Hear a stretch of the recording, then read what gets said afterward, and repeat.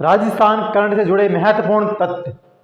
तो राजस्थान के नए जिले और संभाग बने, उससे राजस्थान के भूगोल में क्या परिवर्तन आया और आपके एग्जामों में क्या चेंज आ सकते हैं। तो देखिए, अपने आने वाले एग्जाम बीएसटीसी हो, चाहे आरएस हो, संगणक हो या जूनियर अकाउंटेंट हो, उसमें राजस्थान के करंट और राजस्थान के भूगोल के क्वेश्चन आएंगे। तो इसमें से जो हम पढ़ेंगे अभी, उसमें से बहुत क्वेश्चन महत्वपूर्ण आने की संभावना है, क्योंकि अभी नए जिले और संभाग बने उसमें से आएंगे। तो देखो अभी क्या क्या चेंज हुए हैं राजस्थान के भूगोल में, जो चेंज हुए हैं वो देखते हैं। तो राजस्थान में पहले तो चेंज ये हुआ है कि जो 33 जिले थे अब बढ़ के 50 हो गए। राजस्थान में जो पहले 7 संभाग थे, अब वो संभागों की संख्या बढ़ के 10 हो गई है। राजस्थान में पहले जो अंतर्वर्ती जिले थे 8 ही थे, अब बढ़ के 22 हो गए। कितने हो गए? 22 अंतर्वर्ती जिले, मतलब किसी की सीमा नहीं लगती। तो अंतर्राज्यीय सीमा है, पहले अंतर्राज्यीय सीमा पर 23 जिले होते थे, अब हो गए हैं 25। अंतर्राष्ट्रीय सीमा जो कि पाकिस्तान से लगती है, रेड क्लिफ रेखा 1070 किलोमीटर, उस पर पहले 4 जिले थे, अब बढ़ के 5 हो गए हैं, अनूपगढ़ जिला जुड़ गए हैं। इसी प्रकार के महत्वपूर्ण फैक्ट आज हम पढ़ेंगे इस स्लाइड में। तो देखिए इधर सबसे पहला यही है कि नए जिले बनने से राजस्थान के भूगोल में क्या परिवर्तन आया है।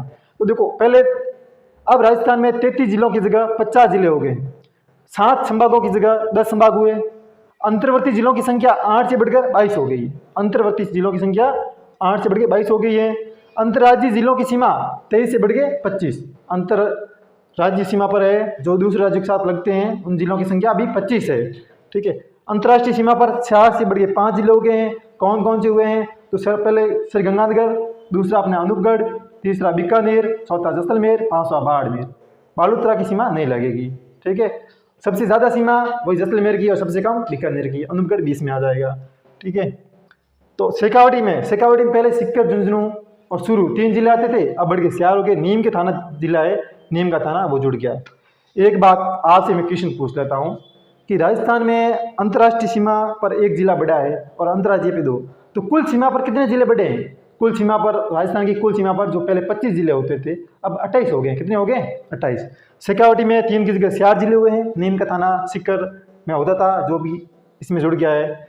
मत्स्य संघ में 4 जिले होते थे, अब 6 जिले हो गए। अब देखो आप कहेंगे अलवर में ज़्यादा जिले बने हैं, लेकिन वो दूसरी साइड बने हैं। जो मत्स्य संघ वाला भाग था ना, उसमें 2 ही जुड़े हैं, एक कोटपुतली बहरोड वाला जो जयपुर और अलवर से बना है, एक डींग भरतपुर से बना है, वो आएंगे मत्स्य संघ में।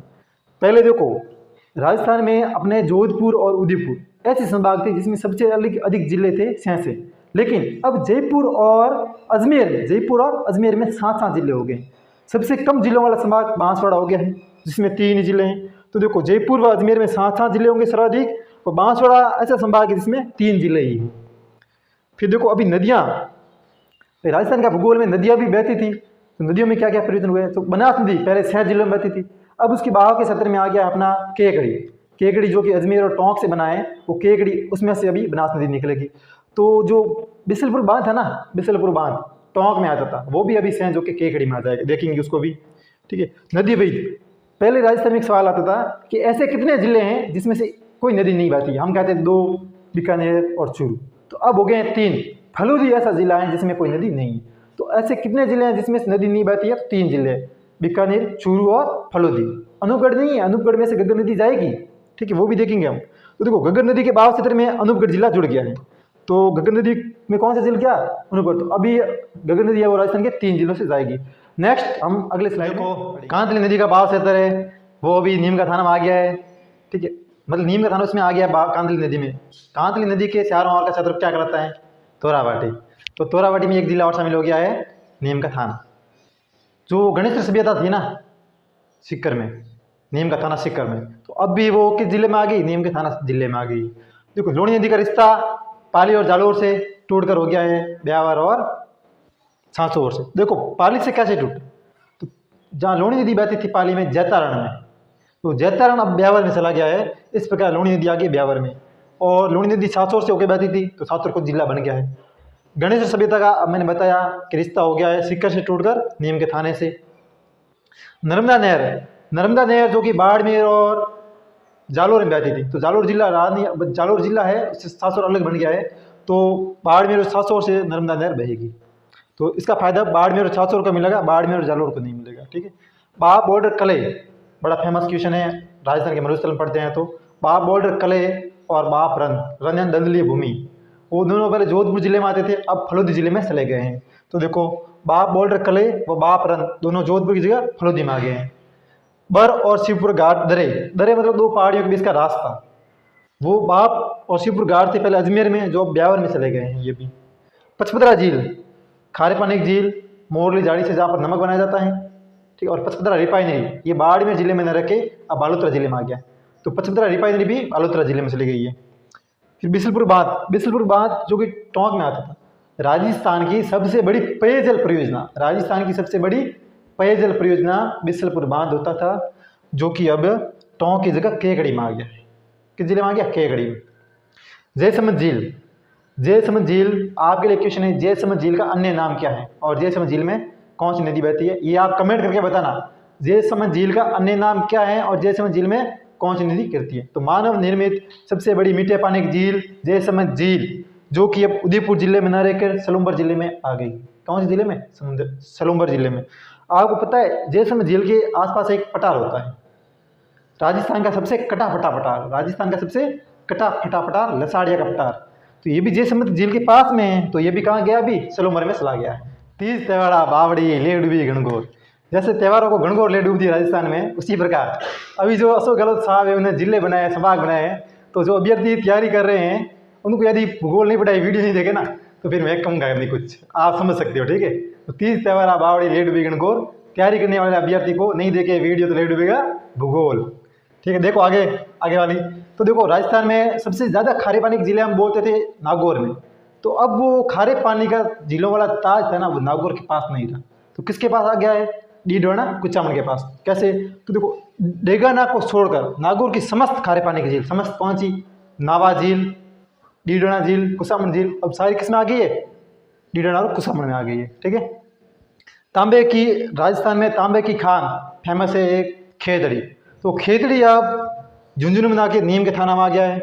मेवात क्षेत्र, मेवात हिंसा भी हरियाणा, वही आप सभी जानते हो। तो अपने राजस्थान में मेवात क्षेत्र जो अलवर और भरतपुर आते थे, उसमें है ना, अलवर भरतपुर अभी भी आ रहे हैं, लेकिन उसके साथ में कोटपुतली, बहरोड और खेरतल तिजार भी जुड़ गए हैं। तो 4 जिले मेवात में 4 जिले हो गए हैं। पाकिस्तान की सीमा, देखो पाकिस्तान की सीमा के सबसे नज़दीक जिला मुख्यालय पहले होता था गंगानगर, कौन सा होता था? गंगानगर। अब कौन सा आ गया? अनूपगढ़। तो याद रखना राजस्थान के सबसे नज़दीक जिला मुख्यालय कौन सा है? अनूपगढ़।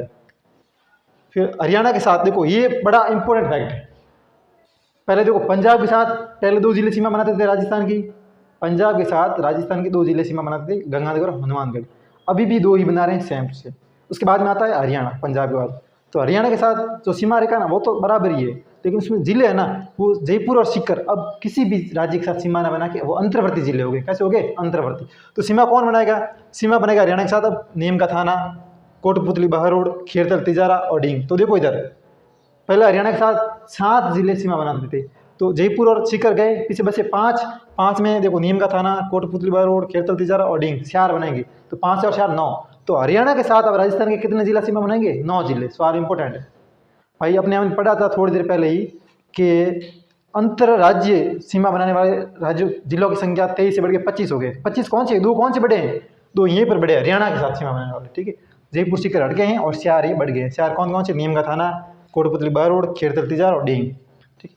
उत्तर प्रदेश में, उत्तर प्रदेश के साथ सीमा बनाने वाले जिले अभी भी अपने पास जो भरतपुर था, भरतपुर हट गया है, उसकी जगह डींग आ गया। देखो इधर पहले भरतपुर था ना, वो हरियाणा और यूपी के साथ सीमा बनाता था संयुक्त रूप से, तो हरियाणा और यूपी के साथ संयुक्त रूप से जो सीमा बनाता था भरतपुर, अब भरतपुर ना बना के डींग बनाएगा, ठीक है।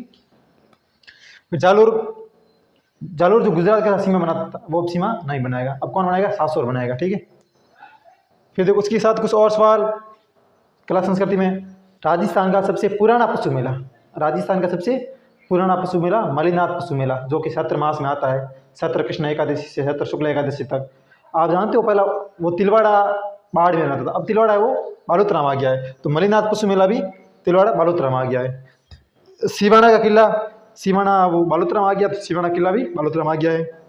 राजस्थान का माउंट आबू, राजस्थान का लघु माउंट आबू या मारवाड़ का माउंट आबू, राजस्थान का लघु माउंट आबू या फिर मारवाड़ का माउंट आबू, वो अब आ गया है पीपलू, पहले भी पीपलू था, अब बालोतरा में आ गया। कहाँ गया है? बालोतरा में। वीर तेजा पशु मेला परबतसर, परबतसर पहले नागौर में होता था, हम बोलते थे जल्दी जल्दी में कि वीर तेजा पशु मेला परबतसर नागौर, अब नागौर ना बोल के डीडाना कुसावन बोलना पड़ेगा, क्योंकि परबतसर अब डीडाना कुसावन में चला गया है। देखो मध्य प्रदेश के साथ पहले 10 जिले सीमा बनाते थे, अभी भी 10 जिले बना रहे हैं। और गुजरात के साथ 6 जिले सीमा बनाते थे, अभी भी 6 ही बना रहे हैं। जालौर हटा तो 700 आया है, ठीक है, उससे कोई फर्क नहीं पड़ा। तो इस प्रकार हम बढ़ते हैं आगे। आप वीडियो देखते रहना, इसी प्रकार आगे बढ़ते रहेंगे।